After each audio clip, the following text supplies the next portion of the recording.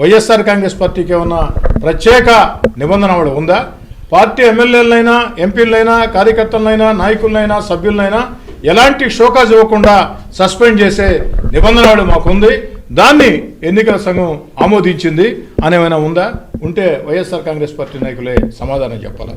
ఎందుకని చెప్తున్నానంటే, ఎందుకు నా సస్పెన్షన్ సమర్థనీయమని చెప్తున్నానంటే, 2 నెలల ముందే బహిరంగంగా నేను విలేకరుల సమావేశం పెట్టి స్పష్టంగా చెప్పడం జరిగింది. నెల్లూరు రూరల్ నియోజకవర్గంలో ప్రజా సమస్యల్ని పరిష్కరించాలని 4 ఏళ్లుగా అనేక ప్రయత్నాలు చేసి విసిగి వేసారి అభివృద్ధి కార్యక్రమాల సాధన కోసం కాస్త గట్టిగా మాట్లాడినప్పుడు దాన్ని ప్రజా సమస్యల కోణంలో చూడకుండా దానిని రాజకీయ కోణంలో చూసి 3 తరాలుగా ఆ కుటుంబానికి విధేయుడిగా ఉన్న నన్ను, మన శ్రీధర్ కష్టాల్లో పార్టీలో ఉన్నాడు, కష్టకాలంలో పార్టీలో పనిచేశాడు, పార్టీ పెట్టకముందే పనిచేశాడు. 3 తరాలుగా వైఎస్ రాజారెడ్డి గారు, వైఎస్ రాజశేఖర రెడ్డి గారి నుంచి మా కుటుంబానికి నెల్లూరు జిల్లాలో నమ్మకమైన కార్యకర్త. మరి ఈ శాసనసభ్యుడు ఇంత గట్టిగా ప్రజా సమస్యలు ప్రస్తావిస్తున్నాడంటే మరి ప్రజల నుంచి ఎంత ఒత్తిడి లేకుంటే చేస్తాడు అన్న ఆలోచన లేకుండా ఇష్టారీతిలో నా మీద నిఘా పెట్టిన పరిస్థితి, అనుమానించిన పరిస్థితి. నాయకుడికి నమ్మకం సన్నగిల్లిన తర్వాత అక్కడ క్షణం ఉండకూడదని నేను స్వచ్ఛందంగా వైఎస్ఆర్ కాంగ్రెస్ పార్టీకి దూరంగా జరుగుతున్నానని 2 నెలల ముందే చెప్పా. వారు కూడా ఇన్ఛార్జిని పెట్టుకున్నారు, తప్పు లేదు. నేను వద్దనుకున్నప్పుడు వారు కూడా ఖచ్చితంగా ఇన్ఛార్జిని పెట్టుకోవటం నేను కూడా సమర్థిస్తూ ఉన్నాను. మరి నన్ను సస్పెండ్ చేయటం 100% సమర్థనీయం. సజ్జల రామకృష్ణారెడ్డి గారు, మీది నాలిక లేకుంటే తాటి మట్ట నాకు అర్థం కావటం లేదు. సజ్జల రామకృష్ణారెడ్డి గారు కౌంటింగ్ అయిన తర్వాత ఏం చెప్పారు మీరు? కోటమిరెడ్డి శ్రీధర్ రెడ్డి, ఆనవ రామనారాయణ రెడ్డి మా పార్టీ శాసనసభ్యులే కాదు అని చెప్పారు. మరి మా పార్టీ శాసనసభ్యులే కాదని మీరు చెప్పి ఈరోజు అమ్ముడు పోయారని మాట్లాడుతున్నారు. అయ్యా సజ్జల రామకృష్ణారెడ్డి గారు, మేము అమ్ముడు పోయి ఉంటే ప్రతిపక్షంలో మీతో నేను ఉన్నప్పుడు ఎంత పెట్టి నన్ను ఆపుకున్నారు, ఎంత పెట్టి నన్ను కొనుగోలు చేశారు, అది కూడా చెప్తే బాగుంటుంది.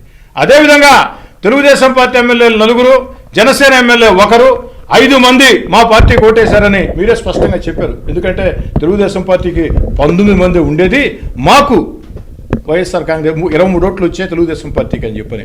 మరి ఆ 5 మంది తెలుగుదేశం జనసేన ఎమ్మెల్యేలకి మీరు ఎన్ని కోట్లు ఇచ్చారో దానికి కూడా సమాధానం చెప్తే బాగుంటుంది. నోరుందని ఇష్టారీతిగా మాట్లాడితే ప్రజలు అంగీకరించే పరిస్థితులు లేరు. ప్రజలు కూడా చెప్పాల్సిన రోజు తప్పకుండా గుణపాఠం చెప్తారు. ఈ సందర్భంగా నేను స్పష్టంగా చెప్తూ ఉన్నా, అధికారం చేతిలో ఉందని ఇష్టారీతిగా వ్యవహరిస్తున్నటువంటి వైఎస్ఆర్ కాంగ్రెస్ పార్టీ ప్రభుత్వాన్ని, అధికారం చేతిలో ఉందని ఎమ్మెల్యేలని సస్పెండ్ చేసి వేధిస్తున్న వైఎస్ఆర్ కాంగ్రెస్ పార్టీ ప్రభుత్వాన్ని వచ్చే ఎన్నికల్లో ఈ రాష్ట్ర ప్రజలు శాశ్వతంగా రాష్ట్ర రాజకీయాల నుంచి డిస్మిస్ చేస్తారు.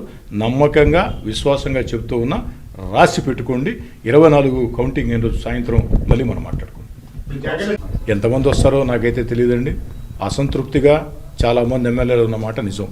కొంతమంది ఎమ్మెల్యేలు బహిరంగంగా ముందుకు వచ్చారు, చాలామంది లోపల రగిలిపోతున్నారు.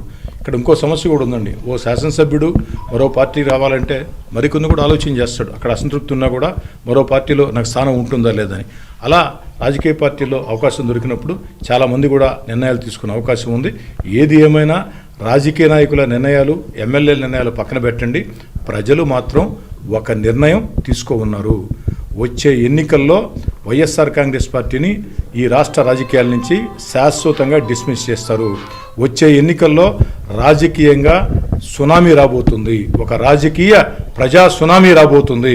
ఆ రాజకీయ ప్రజా సునామీ రాబోతుంది 24 ఎన్నికల్లో వైఎస్ఆర్ కాంగ్రెస్ పార్టీకి వ్యతిరేకంగా అనేదానికే స్పష్టమైన సంకేతం. గ్రాడ్యుయేట్స్ ఎన్నికలో వైఎస్ఆర్ కాంగ్రెస్ పార్టీ ఓటమి, ఎమ్మెల్సీ ఎన్నికల్లో వైఎస్ఆర్ కాంగ్రెస్ పార్టీ ఓటమని చాలా స్పష్టంగా తెలియజేస్తూ ఉన్నా.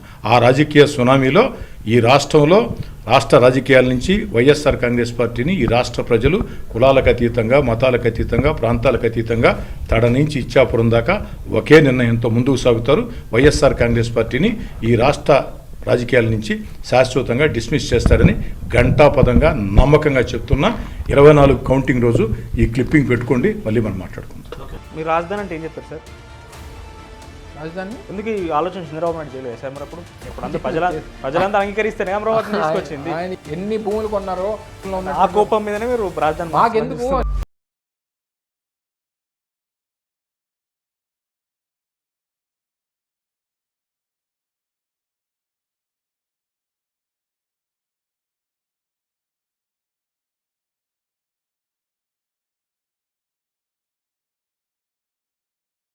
డిస్కషన్ ఎందుకు నాకు తెలియదు.